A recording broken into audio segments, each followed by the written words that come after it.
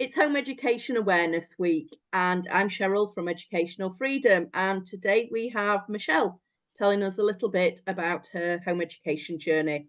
Hi, Michelle. Hi. So, you home educate. Tell us a little bit how Yes. that came about.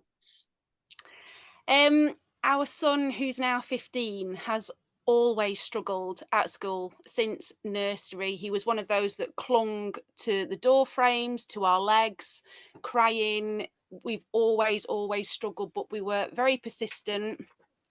I was very much of the mind frame that you must attend school every single day. I did as a child. I was only allowed off, if when I broke my collarbone and things like that. And that's fine. It was just what I thought you did. You had a Yeah. child and the child went to school right the way through to A levels and then university. Um, but our son came along and it just wasn't the path for us. We tried our best. We went through primary and they were very understanding with him at primary, and he had glue ear, so 2 hearing aids back then. So he was on the SEN register, and so we got additional support through his hearing difficulties. But we still had massive difficulties. We were pulled in near enough every day at pickup. He's not done this right, he's not done that right. But we carried on going, and we knew when he went to senior school that it would either make him or break him. And we obviously had COVID, and that was, he would say, one of the best times, because being home educated then by dad, who was furloughed, he just loved it. He took to it straight away. I still had to work. I actually work in a school and have done for some years. I work in a special school. So again, that going to school is just something that you did in our house. However, we got to senior school, we'd had meetings with them, he had pastoral support, he was on the SEN register at there, he had morning meetings with the Senko and everything, but it just wasn't meant to be, no matter what support they gave him, and they were really good with him. It just wasn't enough, or it wasn't tailored enough in a busy mainstream secondary environment. Yeah. So March is our 2-year anniversary this year for home edding him. And of course, you had the homeschooling period through lockdown as well. So he's had quite a lot of time Yeah, at home throughout his yeah. secondary years. Um, Do you think then, based on that, that's a smaller school or something different could have made a difference?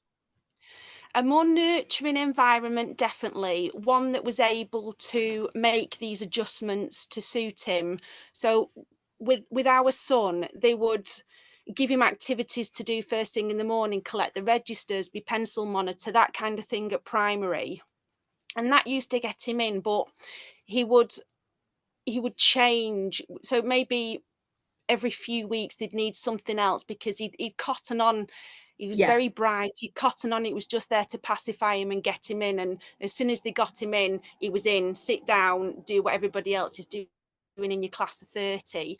But when we went to, there was a particular teacher that took to him, and we'd go and see her and she'd say, right, let's try this, let's try that. She was really good with him. But then it got to secondary and Yeah. it's just not there. We were combating things like the smells of the corridors, the sounds of the corridors. He won't use public toilets. We've got all sorts of things going on like that. And although they said you could leave class 5 minutes early, and there was all sorts they put in, it just wasn't enough. It was too much Yeah. of like a sensory overload. Even just wearing the uniform, he can't wear these shirts, Yeah. blazers, and carry the bag. And it's so a smaller, more nurturing, calmer environment with less expectations. But I found with home edding, like, there are less expectations, but he works, and he works really well at home. There's no stopping him. Sometimes we can be going till 8, 9 o'clock at night if we cotton on to a subject that he's Yeah. just obsessing about. It's amazing. So when you started to home educate, did you take a period of time to deschool? Was that We period needed needed? to. Absolutely. So we deregistered in the March, and I took till the July, the rest of that academic year to bless him. He was in a bad way. You know, this wasn't an easy decision for us to make as his parents, but he was he was very close to being very, very unwell. Yes. And so he needed to know that school wasn't immediately just going to be recreated at home. I wasn't just going to come in with a timetable of things and, clock watching, and you have to be Mhm. finished by this time and you need to write that. I certainly had to. I just picked up, and I still do now. I go off where he is on the day. And he just needed to know he was safe. Yeah. Yeah. And how long did it take until you both felt settled? 2 to 3 months. Sorry, just asking Dad. He's saying I'm two gonna to say if three he months. wants to pop his head in, he can. You'll get hear his voice. Yeah, you want to come and join me, you can do. He's just got home from work, but he's as much a part of this as I am, even Hi. Hi. yeah, it took a while. It wasn't an instant thing. It wasn't wake up the next week and our little boy was back, was it? It was, even now after 2 years, I mean, we're starting to see a side of him that I wouldn't have expected for a 15-year-old boy. He loves us to bits, and he's always telling us. Okay, so he was in a mess, and as a family, we were pretty broken because you were doing all the school runs, weren't you, at I the was arriving time? late to work every day. I was having Oh, to deal with my son emotionally yeah. drained and destroyed before the day even started every day, even before we left the house often, through this emotional pain every morning. And then some days I'd get him as far as to the school, and it could take me 30, 40 minutes to get him out of the car. And then we'd slowly walk to school. And because of his needs, I'd got permission to take him into school through the main doors and then Yeah. drop him off. And there were times where, you'd see residents on the street staring because you stood outside this random house just trying to encourage him and coax him into it and tell him how it'll be all right. Even to the stage where the deputy head once came out and said, look, we'll take you in. If you have such a bad day, you can go home, but just come and try it. So he did, and they wouldn't let him. They basically told him that he had to stay, and other people let him down. So his special networks he had, these people were collecting him from me at school, and it's a sensory issue with his hair is one of his big things. He's got long hair, really hates his hair being touched, washed, let alone tied up. And of course, senior school meant that sports classes had to be tied up and so on. And they let him get away with it to a degree, but they kept pushing and pushing around that, just that one subject as an example. And it just got to the stage where these things just built fear inside him, and you could see it, you could witness it without even having to look. So it's terrible. So both Michelle and I would be at work, not really able to concentrate on what we were doing properly, because it was just, you're thinking about your baby that's going through all of this pain. And of course, how can you learn? So how could he be learning in that situation when you're in fight or flight? How can you take anything in? Even with everything they did try, it needed somebody to take him by the hand. And I think, to be honest, some children just work better on a one-to-one basis.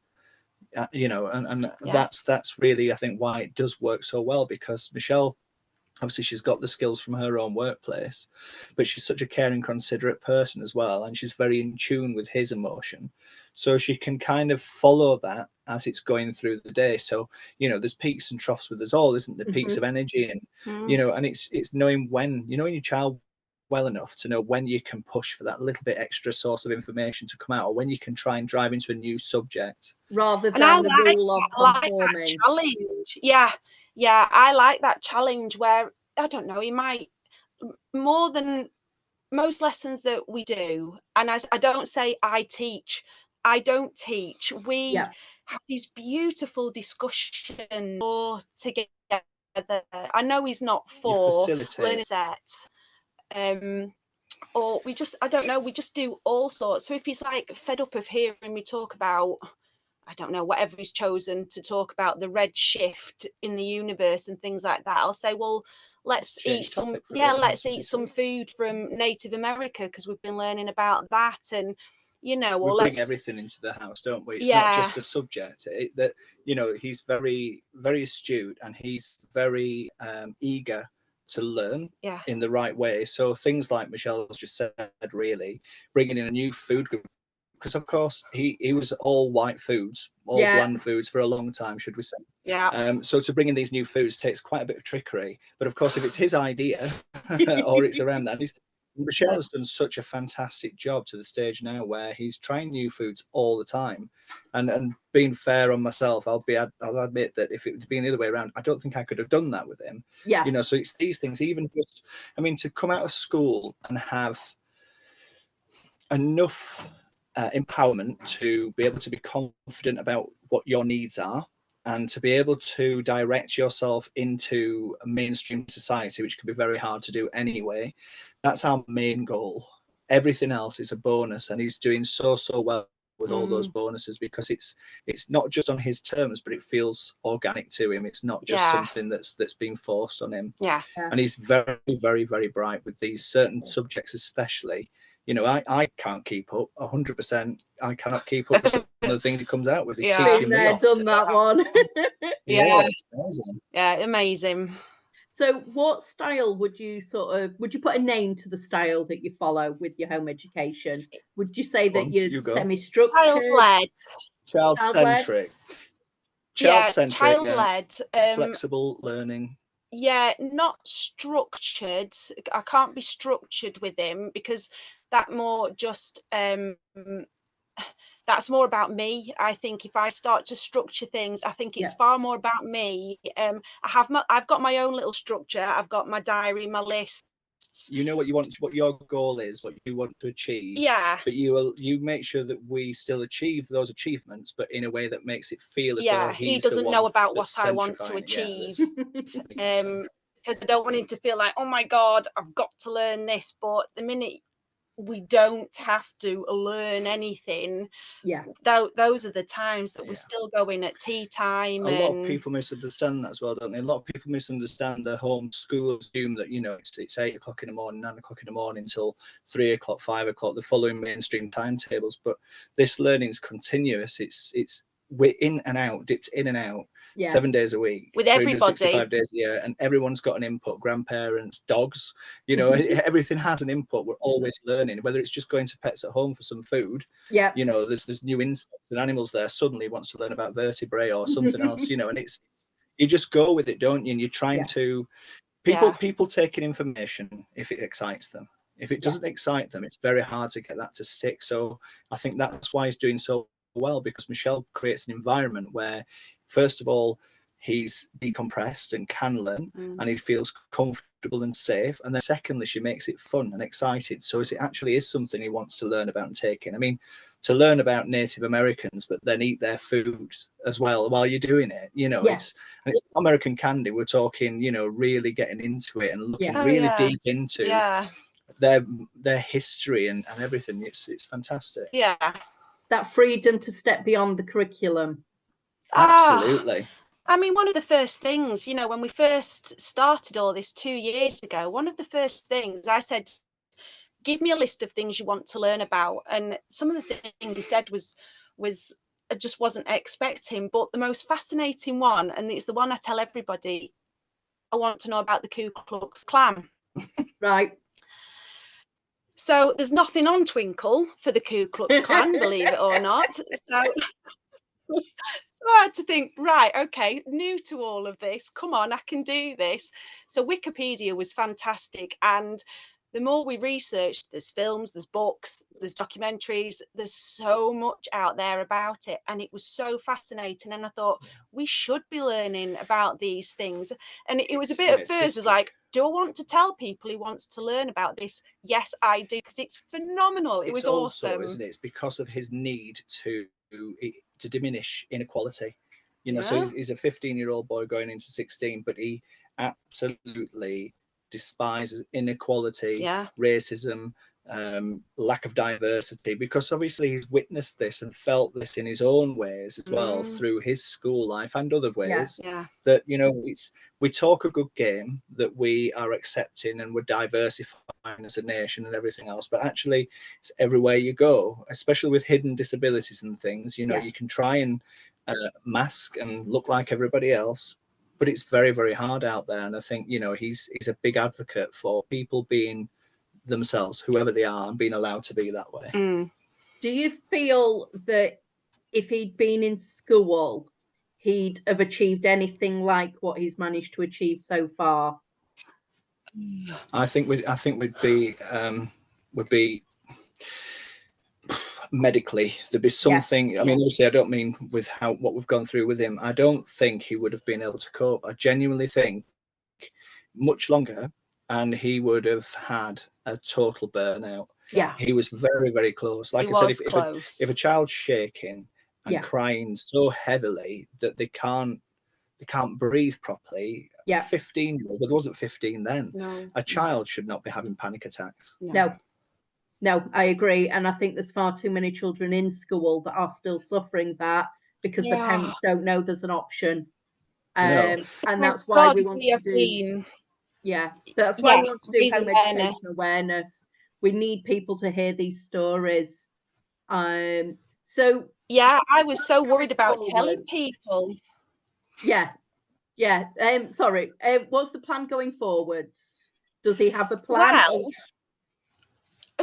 we do a bit. We do. I mean, he'd said, because he loves astronomy, and so he said if there was, even now, he said if there was a school he could go to 5 days a week that was just astronomy for his age, he'd be there.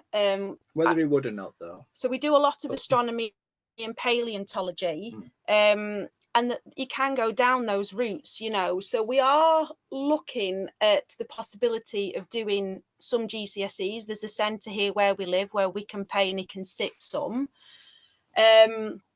I'm not sure in terms of whether he'd be ready for that next summer because of the environment. They actually sit in them. He's. I mean, a lot of the exam centres will offer support with that and may be able to offer a quieter room. You know, maybe just 2 or 3 students or even a one-to-one. It does usually cost a little bit more, but I think sometimes it's worth it if I have actually said that if he sat his astronomy GCSE, I would sit it with him. I probably would too. Okay. You would too? Oh, how much knowledge on that shit. We need feedback on this. We need to know how that goes. We've got this recorded. Yes, we have that is the plan, and it's I'll just get your notes. On my notes, there's loads of them.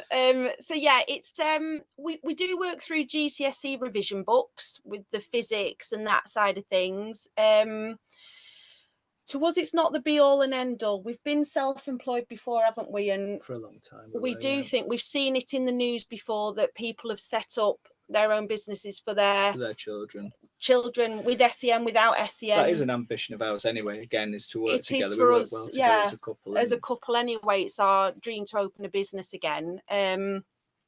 So if we did, it would be one that our son would want to be a part of. And that's the key, isn't it? Being a part of something. I think if he was to go into normal working life as well, I think it's important that we all aspire to have a job. They say, don't they, if you have a job that you love, you don't really work. You know, you so I think if he is really dedicated to working in a field that gives him joy, and especially if it's something that he's good at. So obviously one of these subjects, it might be that he's, like Michelle said, leaning towards mostly.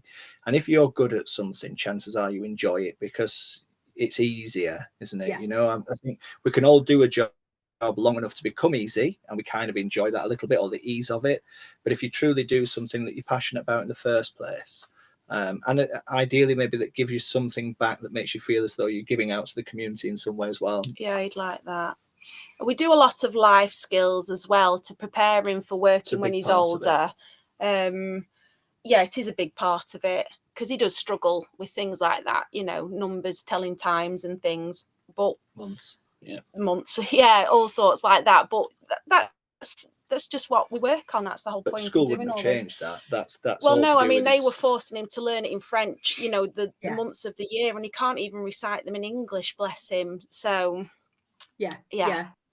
So things went out the window. if you had a message for anybody who's dragging a kicking and screaming child into school, or an older child with panic attacks, what would your advice be for them? You go. I think don't be scared about taking the plunge and going down the home education route. My advice would just be to go for it. We were scared about doing it. We thought it was a failing to be doing it, and I was embarrassed by it. But the truth is now, 2 years down the line, I wish we'd done it sooner. It's the best thing we've ever done for him. He's just doing so well, and we're doing so well as a family.